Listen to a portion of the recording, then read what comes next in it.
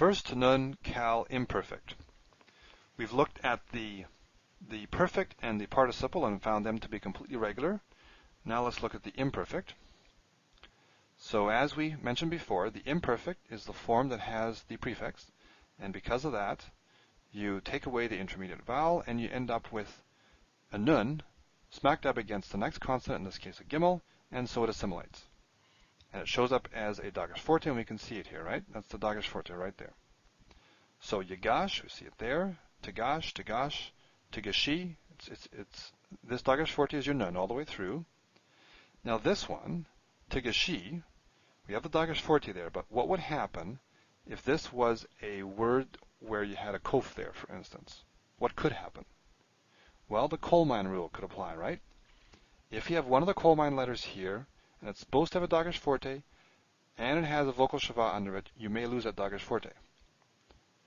Coal mine letters, of course, are kof, say coal mine, no.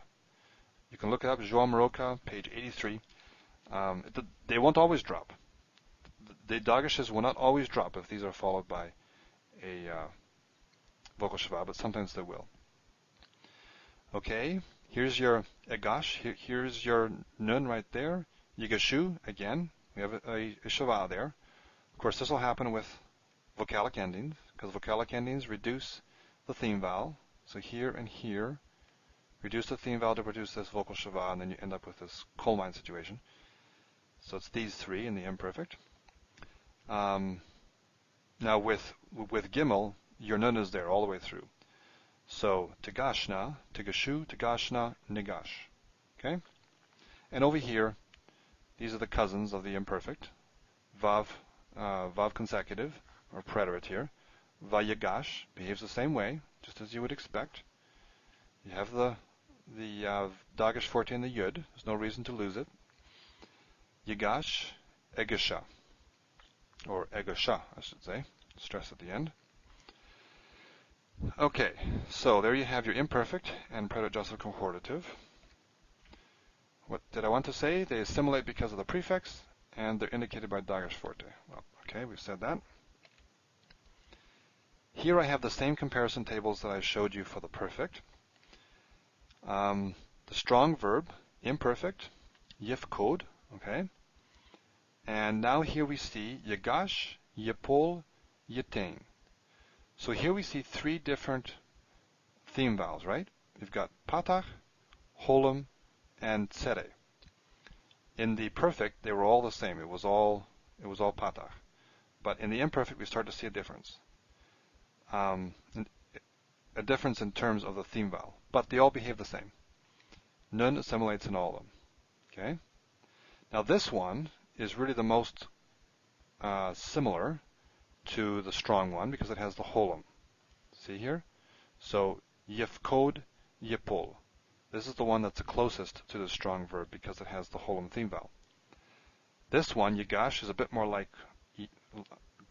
a stative or a third guttural, second or third guttural. Those will tend to have a patach in the imperfect. But you have dagesh forte all the way through. Of course, this is the one we looked at in the previous page. Nafal, which is what this is, yipol, also has dagesh forte all the way through. Okay. Now, what about this one here? We have tzere as the theme vowel. This is the most odd. This is the most irregular. It's an irregular verb, but of course, as most irregular verbs are, it is extremely common. It means to give. And let's look at these in a little bit more detail. Yitain, so we have our prefix, yud, just like here. We have, let me just write this out here, natan. This is the root. I can squeeze it in here. So our first nun here is assimilated to the tav, so it's gone into here, or it's become like the tav, and then you indicate it with a dagesh forte. So that dagesh forte there is our nun. Okay, yitain. And we have our final nun, no problem. Tatain, same thing. Dagesh forte is our assimilated nun. What's happening here? We have titini, right? So this here is our prefix, just like over here, tifkadi. So the first tav is our prefix. This tav is this one, is the second root letter. The first nun has assimilated, like we would expect. Oops, down here. Just like in all these cases, here it's assimilated. Now what is this? Titani. What is this nun? Is it this one? In fact, it is this one. Okay? And how can you tell? Well, you know that the ending here is E, hitakyud. Hitakyud. So this is a vocalic ending. This nun is this nun. Now let's go down. Etain, same thing. We have our final nun is still there. Yitenu, the final nun. This nun here is this nun. Both of these are vocalic endings, right? We have E and we have U.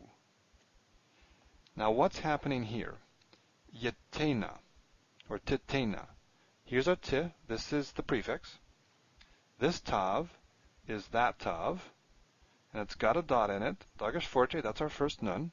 Okay, all the way through. Dagesh forte assimilates all the way through, so that's normal. Now what is this nun? Well, look at that. We got a Dagesh forte there. Why do we have a Dagesh forte there?